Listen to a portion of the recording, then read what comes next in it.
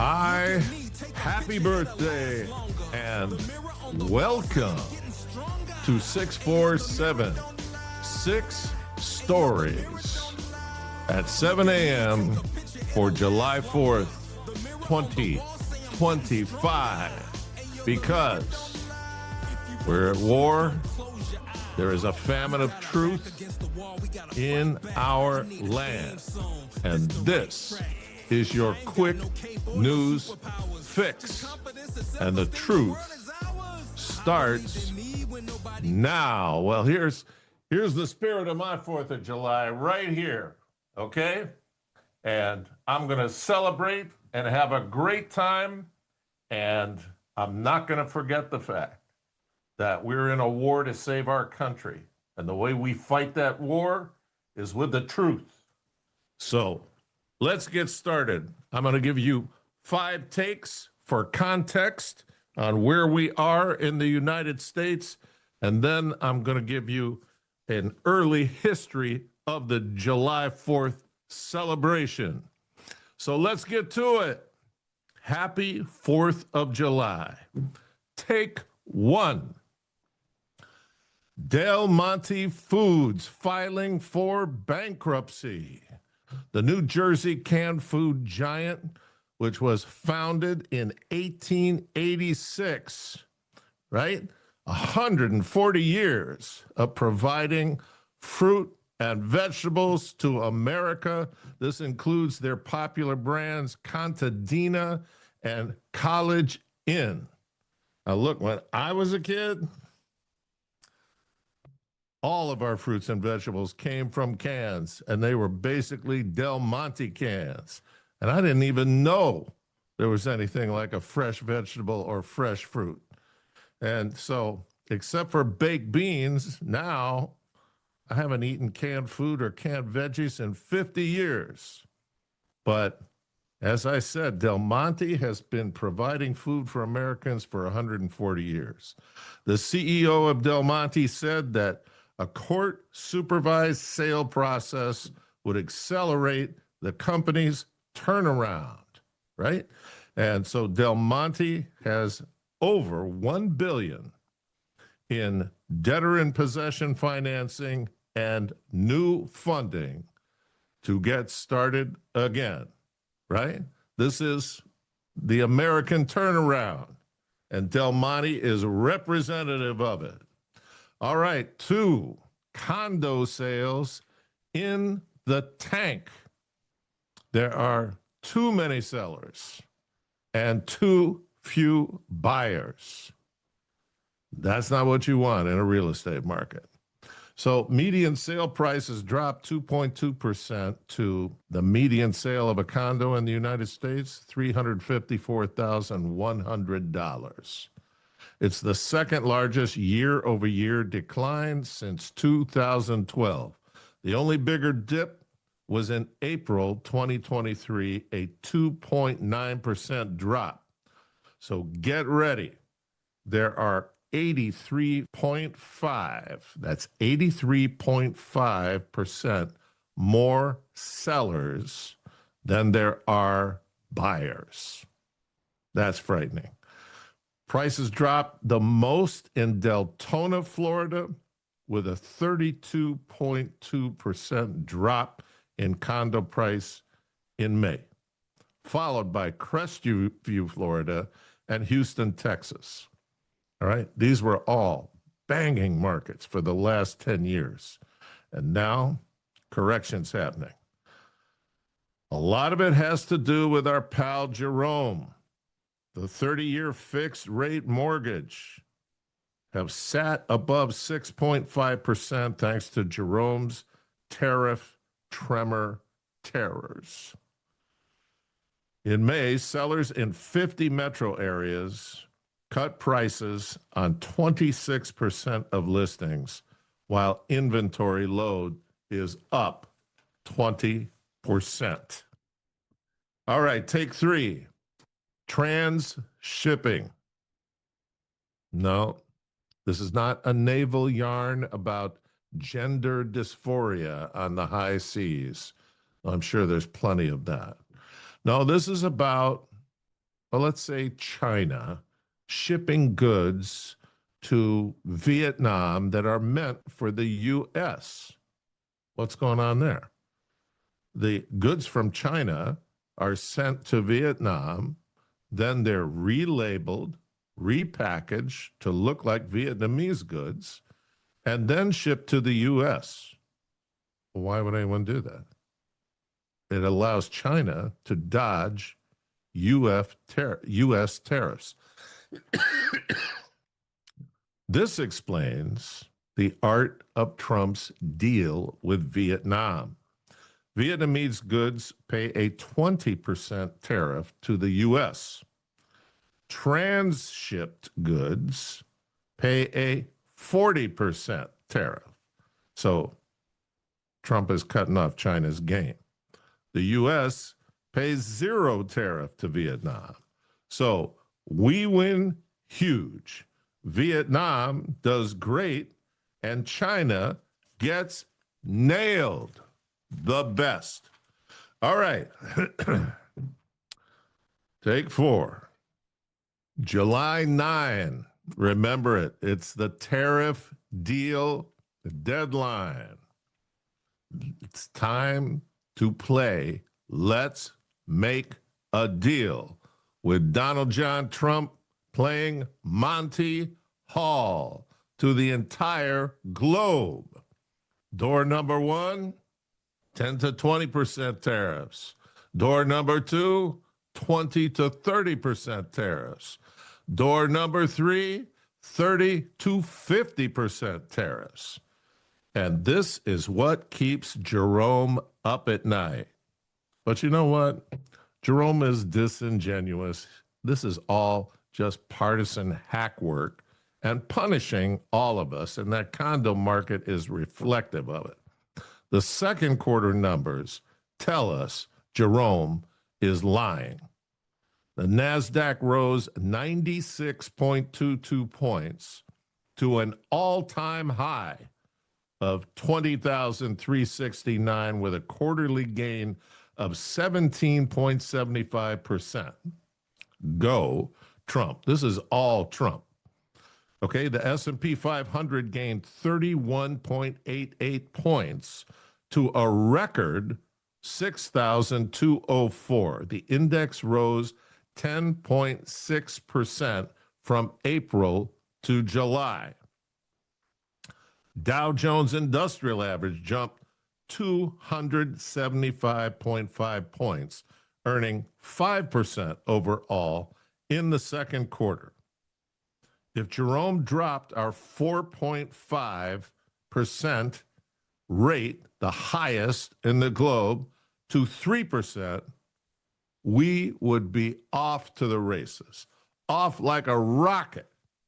And he's the only thing standing in the way.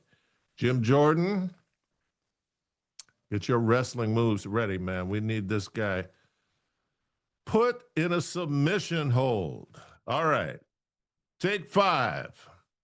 The Portland lose. Now, I thought this was a new WNBA franchise for Oregon, but no. Portland Lou is the name given to the new deluxe pod public restrooms in 5 New York City neighborhoods.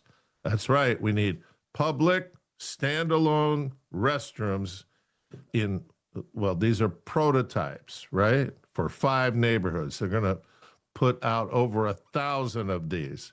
But here's the fun part. The project to purchase and install 5 all-gender restrooms. It's major important. There's a big sign on the side of it that says all-gender restrooms in 5 neighborhoods cost the taxpayers $6 million. And nobody batted an eye. Wait till the Muslim Marxist mayor of Mayhem gets a hold of this project. It'll be tax whitey to the max. The best part is in 3 weeks, nobody will be able to use them. Like their namesake, once a pristine city, now uninhabitable, the left must egregiously steal, and whatever they touch, they destroy. Portland lose over $1 million apiece. Can't make it up. All right. Now let's get to the celebration. Let's talk about the first 4th of July celebration, right? Did a little history digging here to see what was going on in our country to give us a little context for what's going on now. In 1776, following Congress's July 2nd vote in favor of independence, John Adams wrote his wife, Abigail, from Philadelphia. The second day of July, 1776, will be the most memorable epocha in the history of America. I am apt to believe that it will be celebrated by succeeding generations as the great anniversary festival. It ought to be commemorated as the day of deliverance by solemn acts of devotion to God Almighty. It ought to be solemnized with pomp and parade, with shows, games, sports, guns, bells, bonfires, and illuminations, meaning fireworks, from one end of this continent to the other, from this time forward, forevermore. God bless you, John Adams. All right, on July 4th, 1776, Congress made several minor changes to Thomas Jefferson's Declaration of Independence. Then, on July 8th, 1776, in New York City, where George Washington was stationed with his troops, this went on. The troops rejoiced upon hearing the document. So they lined them all up, and at the head of each group, they read the Declaration of Independence. And the troops rejoiced upon hearing the document. The Declaration was read at the head of each brigade and was received with 3 huzzas by the troops. Reading of the document led to such uproarious enthusiasm that soldiers sprinted down Broadway afterward and committed an act of vandalism. They toppled the equestrian statue of George III at Bowling Green, decapitated it, and then parading the head around town to the lilting beat of fifes and drums. You see where the spirit comes from. The first organized July 4th celebration would take place in Boston and in Philadelphia. See if I got this right. Yeah. According to the Pennsylvania Evening Post on July 5th, 1777. So this is the day after the celebration. Yesterday, the 4th of July, being the anniversary of the independence of the United States of America, was celebrated in this city, Philly, with demonstrations of joy and festivity. About noon, all the armed ships and galleys in the river were drawn up before the city, dressed in the gayest manner with the colors of the United States and streamers displayed. At 1 o'clock, the yards being properly manned, they began the celebration of the day by a discharge of 13 cannon from each of the ships and one from each of the 13 galleys in honor of the 13 United States. The evening was closed with the ringing of bells, and at night there was a grand exhibition of fireworks, which began and concluded with 13 rockets on the commons, and the city was beautifully illuminated. And in Boston, that same day, Colonel Thomas Kraft of the Sons of Liberty is said to have fired off fireworks and cannon shells over Boston Commons. And yesterday, July 3rd, 2025, President Trump was in Des Moines, Iowa, at the state fairgrounds, kicking off his Project 250. 1 year of planning and events across the country to celebrate our 250th birthday. President Trump closed his remarks by returning to his signature campaign slogan. As we look forward to the 250th year of American independence, we will make America powerful again.